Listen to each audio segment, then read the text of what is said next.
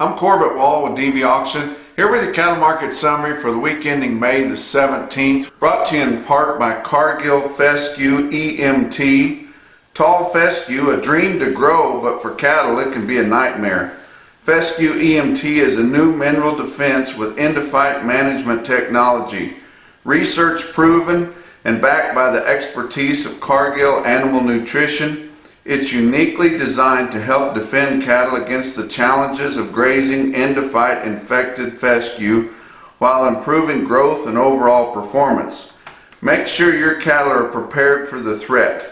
Learn more at fescueemt.com. We had a lot of news come in right at the tail end of the week. The last visit that we had on the feeder flash was for Friday morning, and there's been a lot happened since then. Japan has finally decided to open the gates on U.S. beef shipments into their country, and we have our great Secretary of Agriculture, Sonny Perdue, to thank for that, along with President Trump for nominating someone like him to be a Secretary of Ag. I know we knew coming in that he was a turkey guy, but he's an animal agriculturist, and he knows how to get things done. We saw him earlier last week grilling some beef for Japanese higher-ups over there, and talking with them and visiting with them, explaining to them everything. And he finally got through to them that they really needed to open up and eliminate all restrictions on U.S. beef imports. And they've really had those restrictions in ever since 2003. And if you remember those three words that strike fear in every cattleman, which is bovine spongiform encephalopathy, but or otherwise known as mad cow disease. And we remember when that happened, the cow that stole Christmas there, and they basically shut everything down for a while, and then quite a while later they opened it up to cattle that were under 20 months. That was pretty stringent, and then eventually 30 months. And the whole deal was the positive BSE cases we had were in older cattle, so they thought if they minimized their age, that they would have a less chance of getting it. We seem to have cleared all that up. Of course, you never know when you're going to have another outbreak of something like that, but that was very, very troublesome to the United States cattle business. But as bad as it was for the United States, it was absolutely devastating for our Canadian friends to the north there in the cattle business. It pretty much just shut them completely down and wiped a lot of people out up in that country, and that's terrible. But we think we've got a handle on it now. So what now? Well, how's this going to help us? Well, it's going to help Japan, because with the fall through of our China trade talks, we're not going to be sending any beef for sure over there. We kept thinking we were inching closer and closer to sending some significant amounts of beef to China. They were getting some in through the back door and liking it pretty good, but they're pretty much sold up right now and won't talk to us about anything. So where are they getting their protein, since maybe close to half of their hog herd has been with disease there with African swine flu? So they've got to be getting some protein somewhere, and they're not into fake meats yet. They like the real thing, although they don't get very much of it.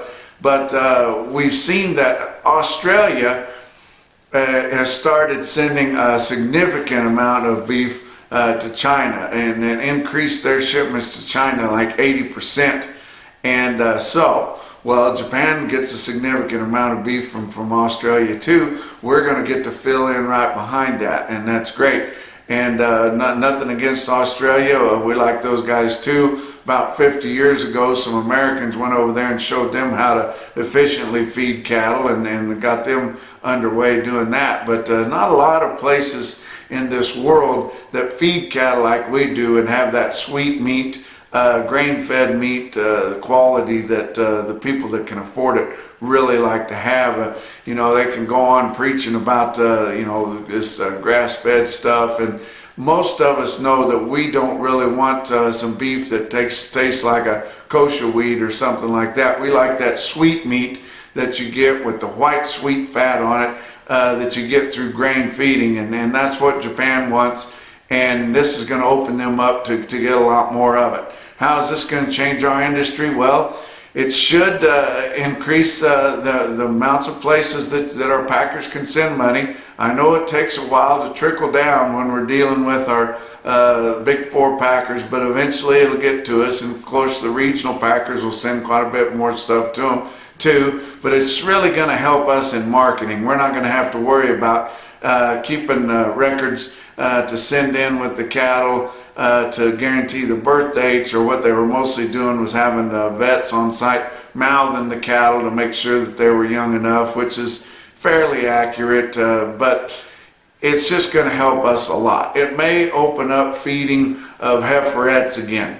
A lot of people really like to feed heiferettes, keep the cost down, and they got along well with those, but it basically wiped everybody out that was feeding heiferettes when this mad cow deal went, and Japan closed us down on shipping anything over 30 months because heiferette is something that's got some age to it, kind of a young cow that maybe sloughed a calf or wasn't able to get rebred there after the first one, and they age physiologically inside more so than they do calendar-wise. So, but it basically wiped out feeding any of those cattle because they were all going to mouth old, and they were all going to be hard bones. And then of course the market on those completely fell out of bed, so you couldn't afford to feed them anymore. But it's gonna change things a lot. It's gonna get back like the old days, and hopefully Japan will increase the amount of product that they're getting significantly now that we've eliminated the restrictions on those. But what else is going on? Of course, the fake meat deal keeps rolling. Late in the week and over the weekend, we started seeing some more articles pop up with concerns about the any kind of health problems with this fake meat. Of course, there's a lot of ingredients in there, and anytime you start dealing with a lot of ingredients, trying to make a meat alternative, trying to get it some kind of a slop palatable enough for people to believe that it's a good alternative to meat, you're getting kind of out there, and there's a lot of those ingredients in there that people think might be of some concern health-wise, and could cause some sickness down the road if eaten very much of it. But we're going to keep our eye on that fake meat deal. I tell you what, it could have a big boon and a big flop. But a lot of the new generation is excited about it. Your techie people are excited about it. It was the most positive or the biggest gainer as far as an IPO that we've seen for a long, long time. And it kind of reminded us of that big boom that we had in some of our techie stocks several years ago that ended up being a flop. And that could happen to this fake meat deal too pretty fast. Let's look at the board for last week. June live cattle futures, Monday was down 270, Tuesday was down a quarter, Wednesday up 17 cents, Thursday up 80, and Friday also up 80 cents with that positive news about the Japan deal. So your June contracts for live cattle ended the week at 111.27. That was down just $1.18 for the week. Your late 2019 and early 2020 contracts gained a lot more with that news from Japan opening their market up completely. August live cattle contracts ended the week at 108.92. That was up 2 cents for the week. Talk about May feeder cattle. Remember, everything was down really hard on Monday because of the failure of the China trade talks and them retaliating with more tariffs of their own. But Monday, May feeder cattle were down 257, but then started getting a little better. Tuesday was up 95. Wednesday off 7 cents. Thursday down $1.70, but then Friday up 30 cents. With May feeder cattle ending the week at 134.52, down $3.10 for the week. Now May's getting the brunt of the pressure here on the feeder cattle. Why? Because our feedlots are full. They're going to be full until we start moving a big glut wall, if you will, but significant heavy numbers of market-ready cattle on the show list, like in July and August. Now, once we get past that or get approach to that and see that we're going to get over it, it's going to get a lot better. But the feeder cattle, the ones that are ready to go in the feed yard right now, are not finding a whole lot of love. Now, your out front contracts on Friday were all up over $2. Just May, the one that didn't gain very much and was down the worst during the week. But your August feeder cattle contracts into the week at 145.50, down just 132 for the week. Your fat cattle trade through Thursday in your 5-area feeding region on negotiated trade, 58,400 head. It's going to be kind of a light week because all we had on Friday was a little bit of cleanup. So we're going to be in the 60s somewhere, and we need to be over 100 right now. But you look at through Thursday, your trade late in the week on a live basis was 114 to 118. Pretty much your negotiated live price, both in the Southern Plains and the Northern Plains, was 117. But your weighted average through Thursday was 116.70. That's more than $3 lower. Your dressed dressed steers late in the week, mostly 184 to 187, a lot of 185.86. And your weighted average dressed steer price through Thursday was 185.89. Won't change a whole lot, but that was about $6 lower. Little bit of cleanup trade on Friday. Did not look too positive. 115 was paid in Nebraska, Iowa, and Texas, which is significant, but likely that is trade for delivery post Memorial Day or into June. A little bit of dress trade cleanup on Friday, 186, 187. Box beef cutout values ended up quite a bit lower for the week, and we've seen our high there for those this spring.